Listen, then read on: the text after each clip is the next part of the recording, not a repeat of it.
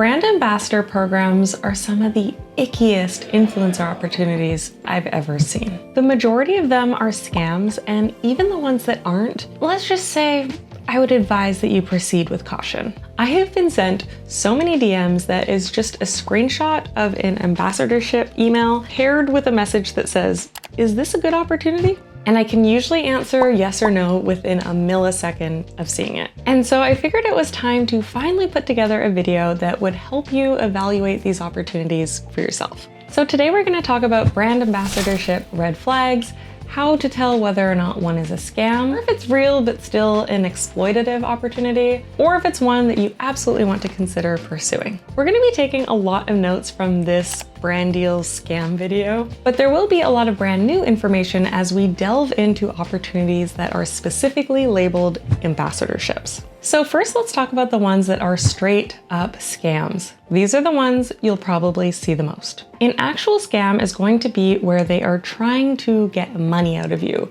or maybe even worse, try to access the back end of your social media handles, hack you in some way. Red flags for these will come in the form of the following. No personalization. For me, this is 99% of the time a dead giveaway that something is a scam. Your name isn't anywhere in the communication? Absolutely not. So I'm talking about the ones that say, "Hey there, hey girly, hello," with no other type of personalization beside it. I'm sorry, I hate to break it to you, but it's probably not a real opportunity. Remember when I said I can usually tell if something is a scam or not within a millisecond? It's usually me just quickly looking at how they have addressed the creator. Any brand worth partnering with will use your name. They will do their due diligence and research to check your profile, find out a little bit more about you, and address you by your name. But what if they address you as your handle? For me, I get messages all the time. "Hello at Comfy Girl Curls.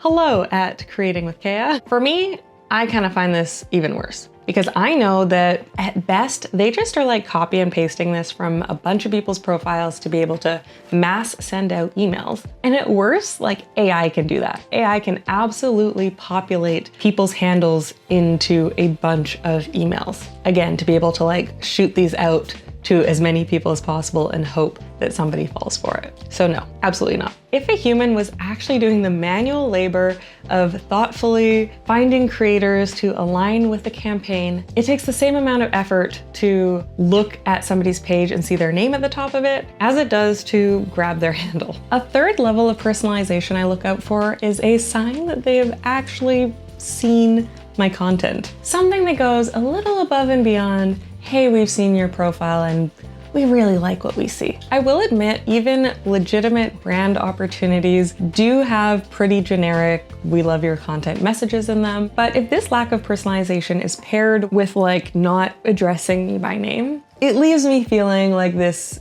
truly was just a mass copy paste message, increasing the chances that it is a scam. Another red flag for me is Instagram DMs, especially if it's just like a forwarded profile page that says, "Here's our brand. Would you like to be an ambassador of it?" And bonus points for sketchiness when the DM is coming from a separate account that claims to be the ambassador account of a bigger, different brand. Also, this should go without saying, but people fall for it all the time. If the email is coming from a Gmail account or anything other than the brand's branded website email address, it is a scam. Banana Republic is not going to email you from bananarepublic@gmail.com. It is instead more likely to come from socials@bananarepublic.com or contact person's name at bananarepublic.com.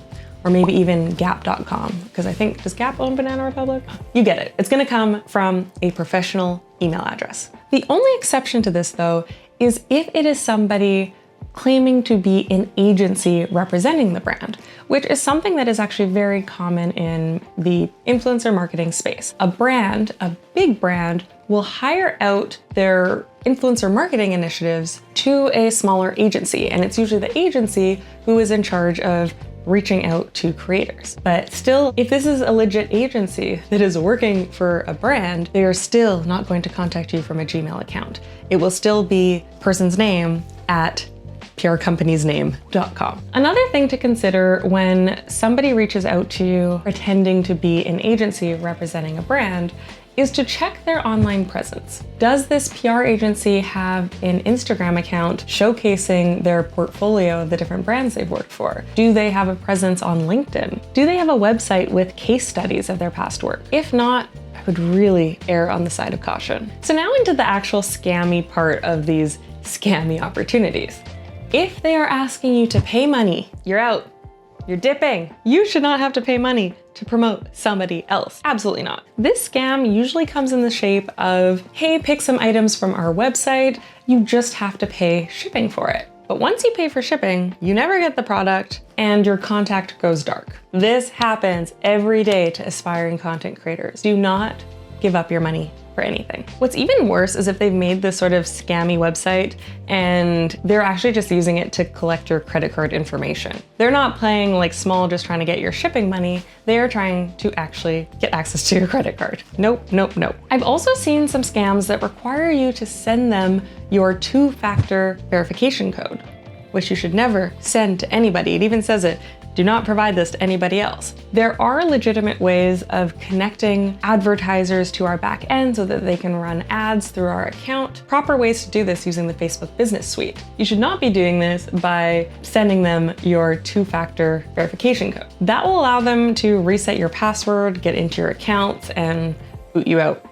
Done, you're hacked. Don't do that. And as another recent scam, I know some friends who thought they were going through the process of this whole brand deal. It was pretty elaborate, and it was asking them though to send them a copy of their driver's license for just like a normal brand deal. And I think their passport, I don't know, very weird. Luckily, this made them stop and really think about how legit this opportunity was. And when they circled back, they actually realized they had missed some earlier red flags. For example, lack of personalization. Their name was not even on this original email. And the agency that was representing a big brand had no online presence. Sketchy. Okay, those are the scams. Now let's look at opportunities that aren't necessarily a scam, but I wouldn't take them. I feel like they're pretty exploitative, bad opportunities. I find these opportunities most often come in through Instagram DMs. They are technically directed at you. Usually one of the red flags of these though is that the message could pretty easily be copy and pasted to a bunch of people. The reason why copy and pasted messages are a red flag is because there is no differentiating. Like, everyone seems to be able to be an ambassador. And if that's the case, what are you really getting out of this relationship? And you also have to ask, why is it that the brand seemingly wants everybody to be an ambassador? The answer is they're probably super cheap, and it's a really easy and exploitative way to get a lot of cheap labor and promo by making people feel special under the guise of an ambassador program, but they're not really giving much in return. So here are some of the beige to yellowy, maybe red flags, and some questions that you'll have to ask yourself to really discern if this is a good opportunity. First, you still have to pay some money. You just get a discount. That's the perk of being an ambassador. You get to promote this brand on your own dime. I feel like these do often sucker new creators in because at this point you're not getting paid, you're not even getting PR. So the idea of getting like a really hefty discount on a product seems really enticing. But you have to ask yourself, have you heard of this brand before? Was it on your radar? Were you following them? Were you engaging with them before they reached out to be an ambassador? And like, were you going to spend money on this thing, this item, product anyways? If not, the brand is really the one coming out on top. They're gonna get content out of you and still making money off of you, all under the guise of being an ambassador. Or similarly, when they say they will send you some items for free, but you just have to pay shipping. The difference here between this and the scam though is that you do actually get your products. But again, somebody just like sold you something. You weren't going to be spending your money and now you are. Next, if the opportunity is uncompensated, I'm out. Like really, if you're not getting anything as payment, it's not a good opportunity. You shouldn't accept it. The bare minimum should be the product, because you need the product to be able to promote it, but they should be able to offer you more than that. I really don't recommend you take on any type of ambassadorship program if it's not paid with money, period. even if it's like a little bit. There should be some financial compensation here. But if for some reason they really can't do that, they should be able to go above and beyond with what they are offering you as the creator. I think back to an opportunity I talked about in this video where a brand wanted me to do an ambassador program with them to market a grocery store. And honestly, it wasn't that bad of a deal. They were gonna offer me $1,000 a month gift card as compensation. Yes, payment would have been better. But if you're a newer creator and you're like not really getting payment yet, a gift card to a grocery store will actually alleviate a lot of your monthly expenses. But say this ambassadorship is not for a grocery store, it's for a bathing suit company or a hair care brand. They should be making you feel kind of special as an ambassador. If they are not offering payment, which again, red flag, they should be giving you gift boxes worth of products. They should be giving you kind of an experience that would kind of be crazy or expensive or difficult to replicate yourself. But the next red flag here actually ties into why I turned down that grocery store opportunity. The brand doesn't want to pay you, but they still want the most out of your content. They want to be able to have usage rights on it, to run ads. They want exclusivity so you can't work with anybody else. They want to approve your content. Absolutely not.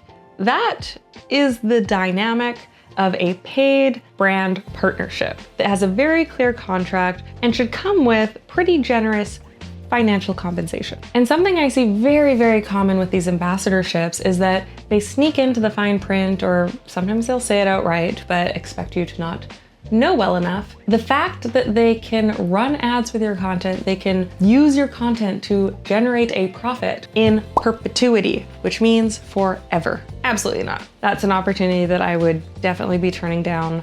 Not necessarily a scam, but pretty exploitative behavior. Now let's talk about real or ideal brand ambassador relationships. Ones that are not just not a scam, but could be a really mutually beneficial experience as a creator. You'll probably be able to guess a lot of these points based on them being the opposite of all of those red flags. These should be paid, or at least very well compensated. Next, a true ambassadorship program should allow you to have a deeper, more intimate connection with the brand. You should have access to the brand and, behind the scenes information, early product launches, assets, in a way that the average creator won't. The ambassador programs I've done that I have really loved have allowed me to get on calls with the brand, understand their marketing initiatives, their motives for creating different products, and to be able to ask questions and actually give my feedback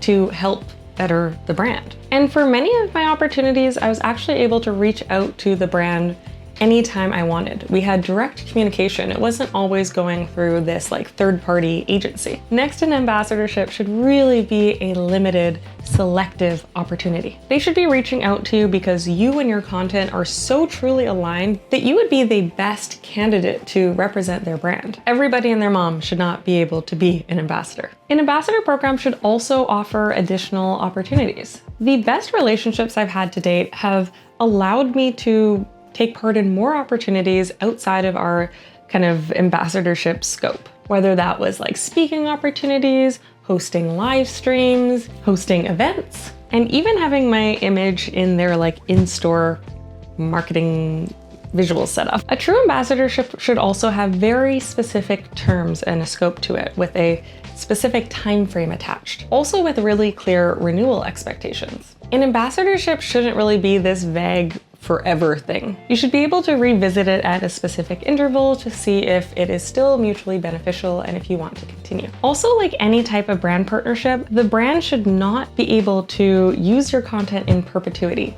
Just because you're an ambassador doesn't mean they should have the right to use your content forever. Again, this ties back to the contract of having a very specific timeline and terms attached to it. And finally, an ideal partnership should have limited and reasonable exclusivity. It does make sense for a brand to not want you to promote their competitors, especially if their competitor is in a really direct competing niche. But just make sure that that exclusivity is super reasonable. Tying back to my gift card scenario, part of the problem was that they wouldn't allow me to promote hair care products that were sold at competing grocery stores. But this grocery store wasn't actually really known for selling hair products, especially ones for textured hair. So that exclusivity would have eliminated a bunch of my potential business. So I hope all of this has helped you discern whether or not an opportunity is right for you. And at the end of the day, if something is not obviously a scam, all you can really ask yourself is this a product that I really do want to promote? Is it something that I knew about before? Is it something that I'm authentically using? Or is this just my first time hearing about it? Am I being adequately compensated for this relationship, ambassadorship dynamic? And are the expectations of me reasonable for this compensation? And finally, if you are looking to better understand all of these different contract terms that might affect a potential brand partnership or ambassadorship, definitely watch this video next, unpacking a bunch of contract terms you'll need to know as a professional content creator. Thanks for watching, and until next time.